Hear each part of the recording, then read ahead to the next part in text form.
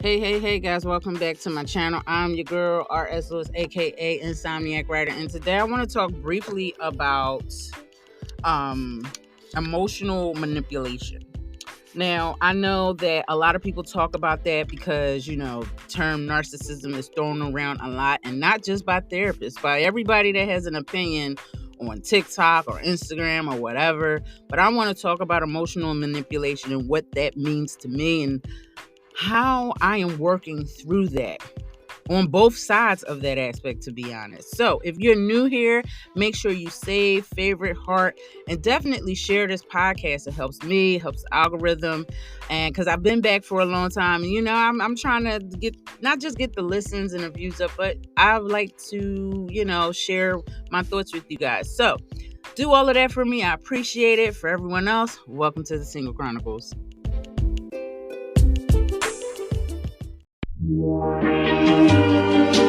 Missing someone.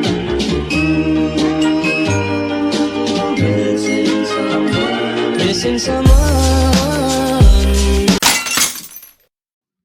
Okay, what is emotional manipulation? That is not a new term. It's not really a thing like a disease or disorder.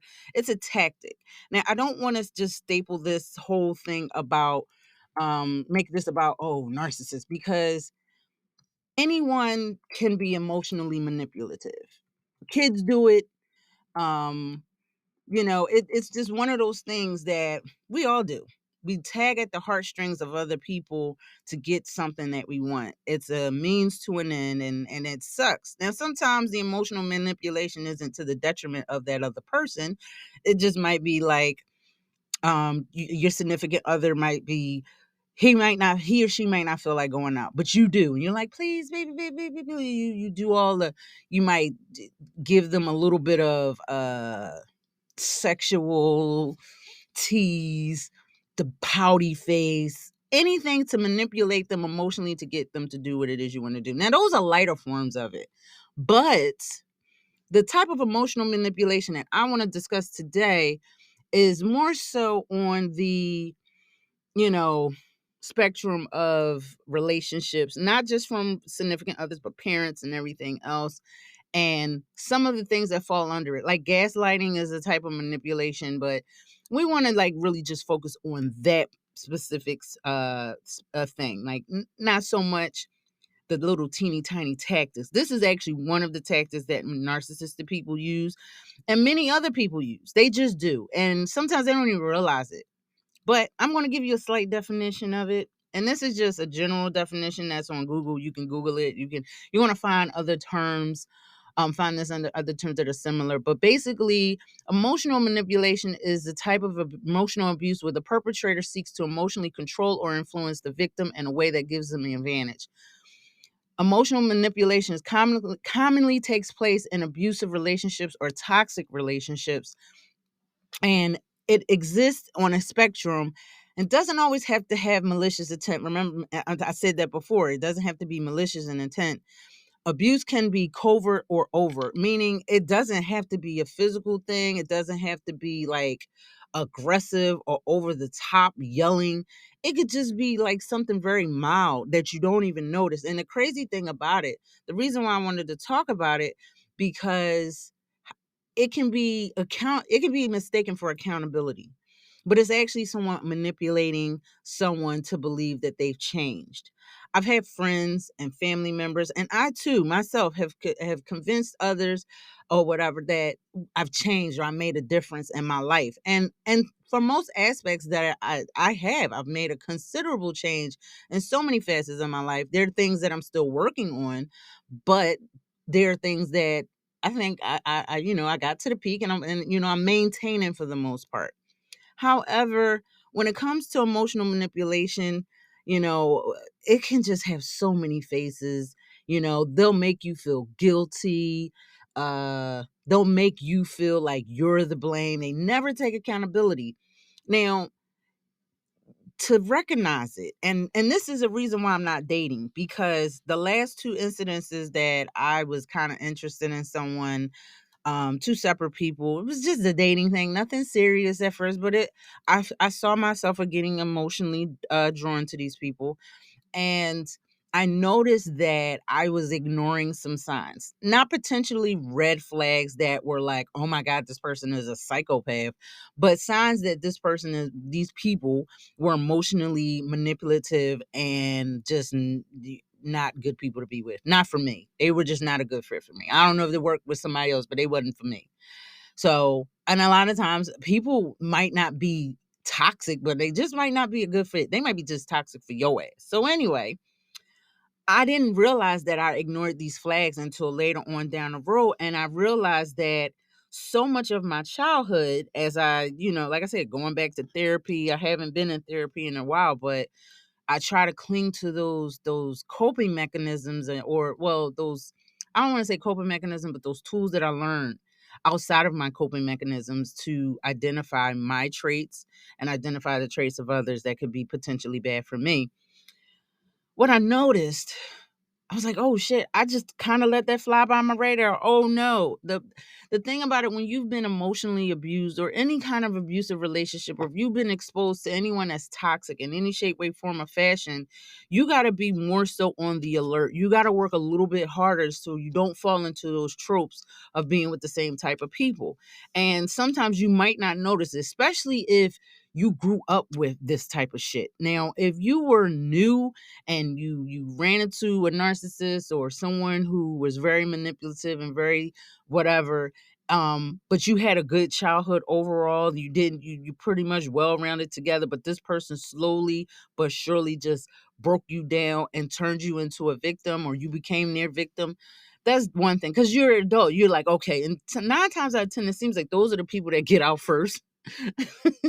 But the ones that are like exposed to the shit as children, they either become like that or they are just used to nothing else. And me, I just decided that I didn't want to be not only in these types of relationships anymore. I didn't want to be that type of person either, because don't get me wrong, even though I had my fair share of heartbreaking relationships, I wasn't always the victim. Sometimes I was the culprit. And I'm gonna keep it 100 with you, because I knew there were times that the person I was with was no good for me. Didn't matter if they was not physically abusive. They just wasn't a good fit for me. But because I didn't want to let go of that relationship, I did everything in my power to keep it going, even though this shit was toxic as fuck for me and that other person. It's like, let that motherfucker go. Now I'm to the point, it don't take much. I'm like, nope.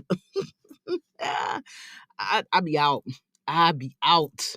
You hear me? So now it's just different. So what I had to go back to therapy, I had to learn to look at two things: the language and the words that people use, and the emotion, body language, the way they emote themselves. Because sometimes they'll come off too convincing. You know what I mean? They want to make you feel guilty. They want to gaslight you. They want to exploit your insecurities.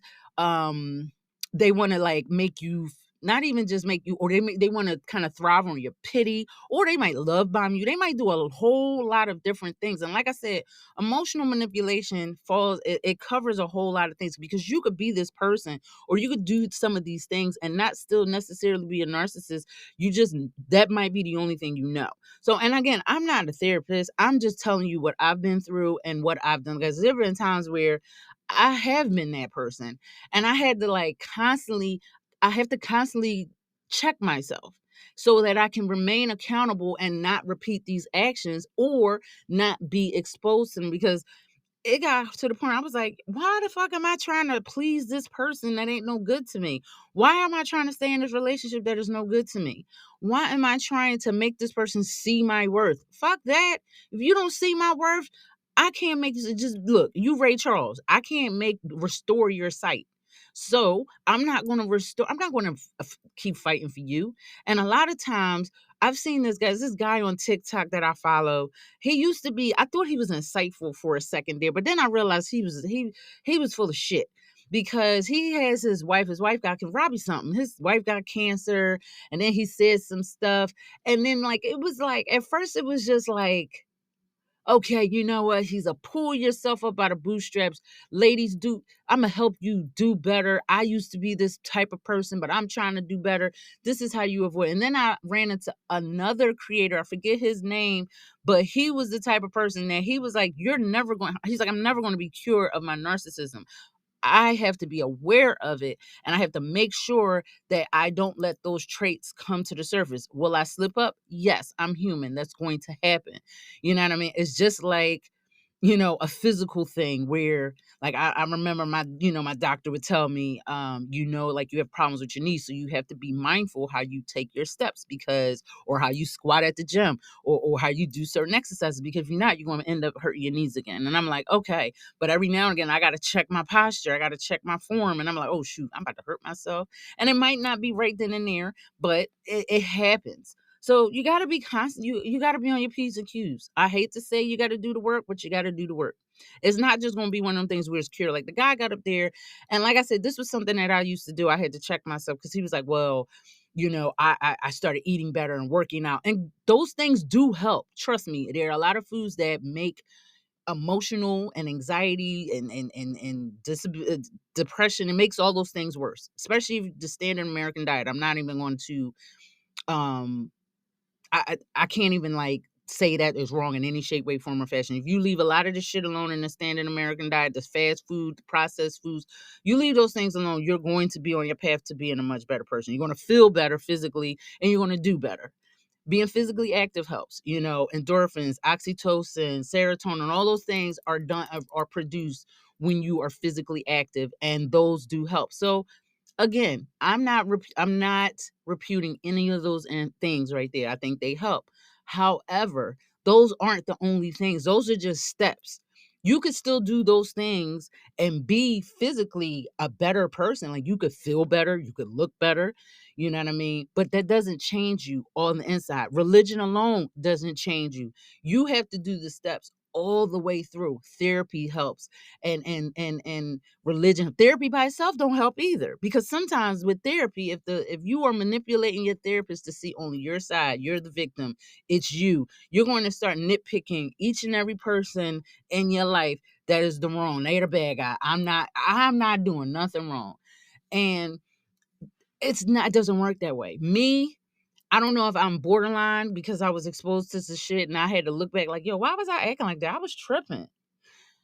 But I do say this, that I'm constantly trying to identify those triggers. See, I'm not with anybody right now. It's easy to not fall back onto those old traits because I'm not dealing with anybody. But I know when I do know that the last few people that I dealt with, I chose not to stay. I chose not to try to figure out the fucktivity or try to figure out what was going on or stay or work it out. I'm not working shit out. I don't give a fuck. I'm sorry. I'm just not. So again, I had to learn to dissect and see those things, because an emotionally a manipulative person will fool you into thinking that they change and they're accountable. And this have to be a lover, it could be a parent, it could be another relative, it could be a friend, it could be a coworker. Anybody that has access to you on somewhat of a consistent basis can have that much. They can be emotionally manipulative to you, especially if they have enough access to you. So let's talk about, like, again, the language and the words. What kind of words do they use when they feel remorseful or feel sorry or apologetic for what they do? First of all, they apologize. They don't apologize for how you feel or how you took it, and they don't put a but with that apology. They just say, I'm sorry.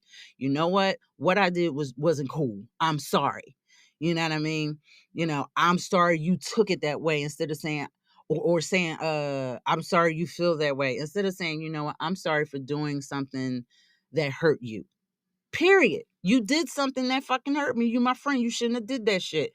Now, it can be something that you said or did that was probably to my benefit. You might have said, Rose, all right, don't eat the don't eat the carbs this week, and I'm starting to see you. Are you gaining weight? Like, and don't get me wrong, there's nothing wrong with that. But if I'm on this health kick and I'm trying to lose weight, and you point out something that I'm doing detrimental, or you point out that I'm gaining weight or something like that, and you're trying to be my friend, especially if I'm trying to hit a weight loss goal. And again, I'm just using this as an example. Okay, I see where you're coming from, but there's a way to do things and a way to not do things. So again, you might not be sorry for what you said, and you might be sorry for the delivery of it, but you're still apologetic for some shit that you did. So a person that is emotionally manipulative versus that kind of accountability of being upfront, acknowledging what they did and just being and apologizing for it, and making a promise to do better or correcting the behavior. Somebody that's emotionally manipulative, they won't do that shit. They're going to make fun, they're going to blame, they're going to deflect, and they're going to blame shift. They're going to be like, well, you shouldn't have been sensitive, or you should have listened to me the first time, or you should have took my advice, or I'm sorry you took it this way, I'm sorry that you feel this way. You know what I mean? They kind of shift that blame onto you. And again, sometimes it's subtle. Like if a person apologizes to me before, if they said, oh, I'm so sorry you took it that way, I'm sorry you felt that way, and they say it in such a polite, remorseful kind of way, I'm going to sit up there and think they apologize. But deep down inside, the ability, the change and the remorse isn't there, because they're not sorry about what they did. They just sorry how you reacted to it. So again, if what they did wasn't cool and you never reacted to it, they're not sorry for that. And then if you do react to it, they're still not sorry, because they're not making the active change to do better. They just upset that you upset. That's emotional manipulation, y'all. Then you got to talk about like the body language. Are they like emoting a little extra, a little, the tears all of a sudden, the outbursts, you know what I mean? All just being extra. Like, come on. Like, I'm not saying you can't cry and you can't be emotional. We're human, unless you're on the autistic spectrum where you don't perceive or show emotions in a certain kind of way, you know what I mean? Then it's expected for you to emote a certain way during a specific experience. So if we fighting and we arguing and again, this isn't really pertaining to relationships. It could be a parent, it could be a friend. But if this is a person that is coming to you and they're saying something, again, like let's take the apology, and they're like, let's just say, I use the relationship. Let's use that's or I'm older now. We us boomers. I'm sorry, not boomer. I'm not a baby boomer. Us older millennials, and us Gen Xers, we're taking care of our older baby boomer parents, and some of us are taking care of very very older Gen X parents. Like we might be borderline millennials. Like me, I was born in 1980, so I'm literally on the border of millennial Gen X. So let's just say if it's a parent you're taking care of, which is good for you to do, take care of your parents. But at the end of the day, there's a very fine line of obligation to do that. Because if you can't do it and you're unable to do it, if a parent will make you feel bad for what you can't do for them because of what they did for you coming up as a child, and you didn't ask for it, you didn't ask to be here, you didn't pick them as a parent, you didn't have a fucking choice, and they taking that and using that as as something to emote on and be like, oh well, I did this and the third, and I tried my best, and woo, and the waterworks and tears. And I hate to sound very coarse and it come off as mean, but that is emotional manipulation. It is my honor and my privilege to take care of a loved one. It is almost even a duty to some extent, but still, you are not entitled to that because I feel a sense of duty to you. Just because we're related, or I love you, or I want to do certain things. If I'm not equipped to do the things you're asking me to do, if you're asking me to be a nurse to you and I'm not medically trained, I'm not going to do it. I'm not equipped to do it, and you're not going to sit up here and make me feel bad for doing it. So therefore, let's get someone else to do it. Case in point, my mother, she's sick, she's ill. Now I told her, I said, look, you can get a couple funds, you know what I mean, towards healthcare, home healthcare. I have a friend, you know what I mean. She's looking for a job right now. She's a nurse, like she registered. I think she was a CPN, not an RN, but either whatever's under LPN, whatever's under registered nurse. That's what she is, fell on hard times. She was overworked, stressed. She just needed something to kind of keep her afloat until, because she was one of those nurses that didn't want to get vaccinated. I'm not putting her name out there. So, that cost her job. So she needed something. She got bills to pay. So I was like, yo, mom, you got the thing. Why don't you look out? You need a nurse. You keep complaining, oh, don't nobody help me. Well, now you got somebody to help me. You got the means to do it. You ain't got to come out of the pocket. All you got to do is get this woman to let this woman in, give her the key to come on, and not give her the key, but let her in the house and let her do it. She ain't want to do it. She wanted me to do it. First of all, I ain't getting paid to do it. Not that money is my motivator, but I'm not getting paid to do these things. Secondly, I have a job. Third of all, I am not equipped to do the things you're asking me to do, and I'm not available. But you're not going to sit up here and make me feel bad about that. Now, then the next emotional manipulative tactic would be to make you feel bad, make you feel like you're inhuman. Oh, you don't care. I do care, but you can't force me to do what I can. You can't get blood from a stone, and I'm not going to feel bad about that. It's the same in a relationship. It's the same in a friendship. So, how do you tell the difference between that emotional manipulation and accountability? Again, it doesn't matter who this person is in your life. The first thing that they have to do, you know what I mean, is acknowledge the behavior. Again, if they did something wrong and you call them out on it, I don't like what you did. If they acknowledge it, regardless if you bring that up to them or not, they acknowledge it and they accept the criticism and they don't get defensive about it. That's step one. That's step one. You still got to go through a couple more steps. You know what I mean? Acknowledging the behavior is the first trick. Then after that, they got to deconstruct that behavior. All right. What did you do? You know what I mean? Deconstruct, break the shit down. Okay. We got to go back and see exactly what it was, where I fucked up at. Where did I go wrong at? Okay. I told my girl she looking kind of fat. She got upset about that. Now I got to go back and figure out, well, why she getting mad over that? I got to get out of that emotional manipulative tactic before I go to make her feel bad about being upset, which she's rightfully entitled to. I got to go in and deconstruct why that is. I got to acknowledge it. Okay. Then once I face it and then I break it down like, oh, I could have, you know what?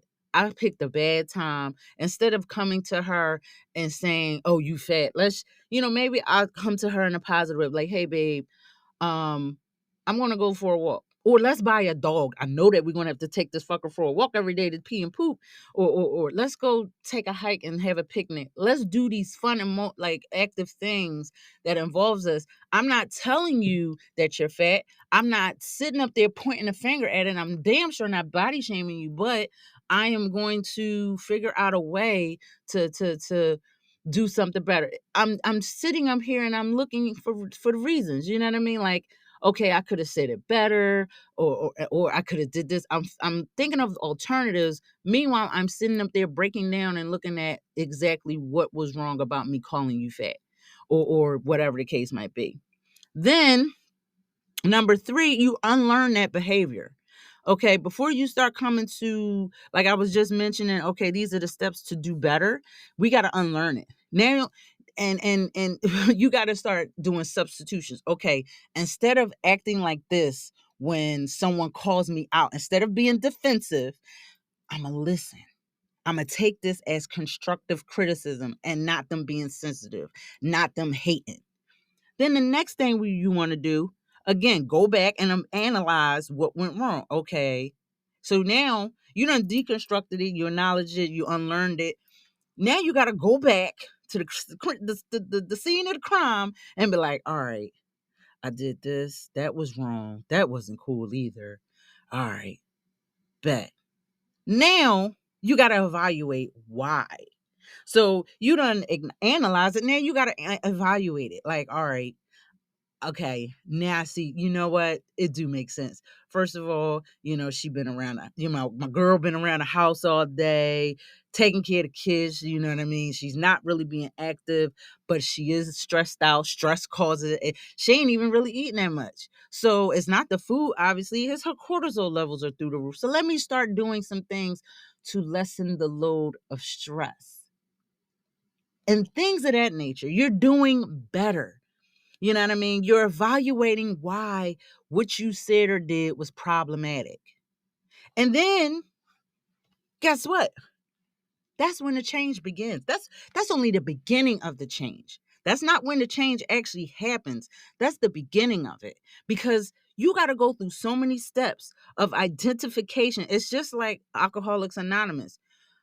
You got to acknowledge that you have a problem first. You can't fix a problem that you don't have. So you don't think you're an alcoholic, like, damn, do I drink every day? Can I go without a drink? Or even better, when I do drink, how much do I drink? Do I keep on drinking till I drunk and pass out? Like, there's levels to it, but you got to identify that one of those factors are the problem. And now, once you identify it, you deconstruct it, and you find the triggers, you analyze it, you unlearn it, you evaluate it again. Then you can be like, all right, these are the steps to prevent me from doing it. And then you got to keep doing these steps every damn day, because it until you realize where you fucked up at, where you went wrong, you're just gonna go back and you be right back at square one. And that's accountability. Being able to acknowledge and accept and apologize for where you're wrong at. Doesn't matter. It could be with yourself. Again, Alcoholics Anonymous. I am hurting myself. I'm not hurting nobody else by having one glass of wine every damn night. But I had to check myself because I was like, yo, this can't be good. I need to fall back. I can't be drinking every fucking night, even if it's just one little glass. I had to chill because I felt that was just growing into a problem.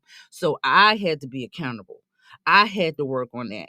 But then I had to identify, well, damn, why the fuck do I always want to drink? You know, my job is stressing me. My home life is stressing me. Now I got to work towards getting away from these things or making these situations better and more copable.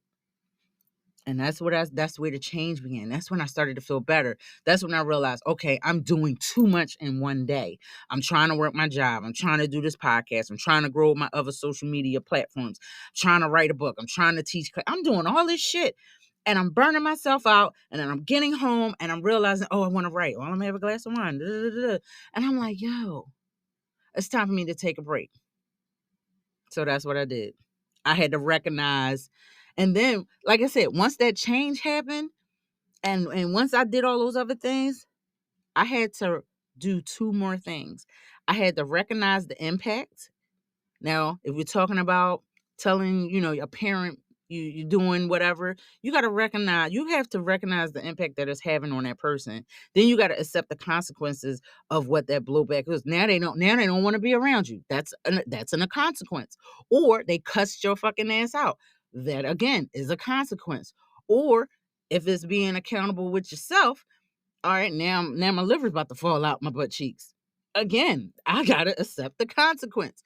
That's what accountability is. Accountability isn't turning around and say, well, you should be more supportive of me. You know I'm going to fuck up. That is not my problem, bro. I'm here to help you, but I'm not going to hold your hand and do the work for you. And I want you to know that I'm not going to allow you to keep doing these things to me as a friend. Like again, those two situations where I was dating, I gave them people chances. Not too many. I wasn't the old rules. I still gave them a chance. But after that, I was like, fuck that. There's no reason for you to be in my life. I am not getting anything out of this. For the what? For the sake of us being cool?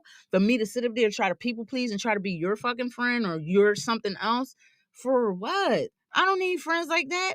I'm I'm too perfectly okay being by my fucking self to need anyone in my life that bad that I'm gonna sit up here and take what you're doing to me. I'm not going to allow you to be treating me bad on some app I downloaded on my phone on a bill that I got to pay. And I'm just not. Fuck that.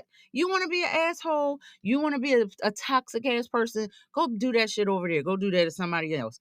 But again, unless they are ready to be accountable and be a real friend or partner or relative or whatever, all those tactics that I name ain't gonna be it ain't gonna be a damn thing. But again, you gotta accept the consequences. You gotta accept the fact that people just not gonna fuck with you no more. Even if you do make the change, you just gotta be like, you know what? I wasn't like I had relationships in the past that I look back that if I would have knew then what I know now, if I would have had the help I have now back then, I could be like, damn, That was an ex that I would not see married to someone else while I'm just sitting here single. If that was my main goal. Like if I would have known that, like there are so many things that I would have just did better. And I'm not going to sit up here and wallow in regret. I'm not going to sit up here and expect someone else to do the same. It's one of them situations where if I could find a lesson in it, then that too right there is just as much as of a blessing as if things would have worked out because I'm a better person for it, single or otherwise. So I realize now as a single person, I am going to remain single until I'm fully able. Like I said, I can't cure my own issues and I can't cure somebody else's, but I will remain single until I can immediately spot that shit without even thinking about it. Like that shit is gonna be like tying my shoe, just like bam, I could do it without even looking. I can recognize this, and that's like a yellow flag. It ain't even a red flag. Again, like as a child that grew up with it, like I grew up in a household where, yeah, I got spankings or whatever, but I wasn't abused. I wasn't like the kids you see on TV. The mom and the dad put cigarettes out on me. Like I wasn't abused like that. You know what I mean? So when you go through this emotional bullshit as a child, it doesn't seem like it's wrong when you get older either. You don't know any better. So I have to do the work so that I don't fall victim to it and somebody doesn't fall victim to my shit. Because again, I'm not perfect. And I'm going to emulate the things that I've always known to be normal to me. But now that I know that, even though it's normal to me, shit, slavery was normal at one point. Doesn't mean it's right.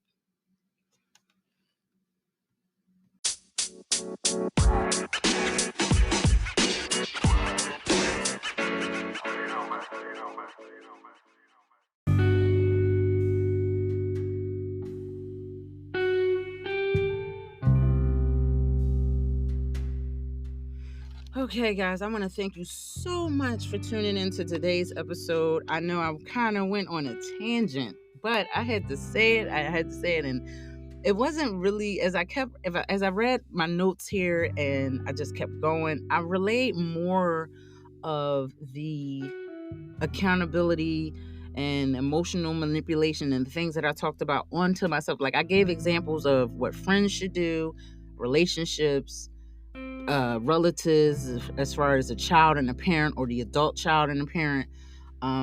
But then I also looked at the accountability of myself not too long ago. Now, again, I wasn't going to no AAA meetings. I wasn't an alcoholic, but I noticed that over the course of the pandemic last year, I was like, I am literally going to bed every night and having a glass of wine. And I'm sitting up here telling people to make better health choices.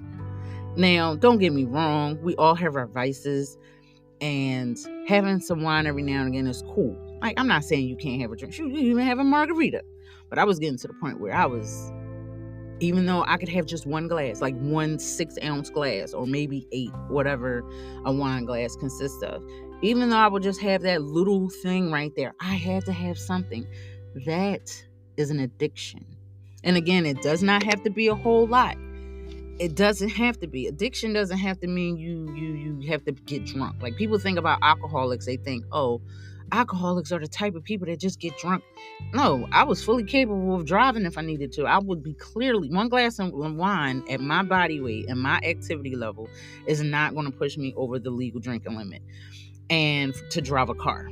Now, obviously, when you first drink it, yeah, but like within an hour or so, that your level, your blood alcohol level is going down.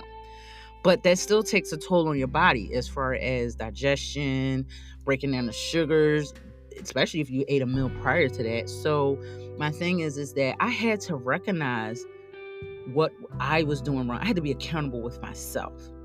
So for me to tell people I can't tell someone to hold themselves to a level of accountability that I would. And that was just one thing.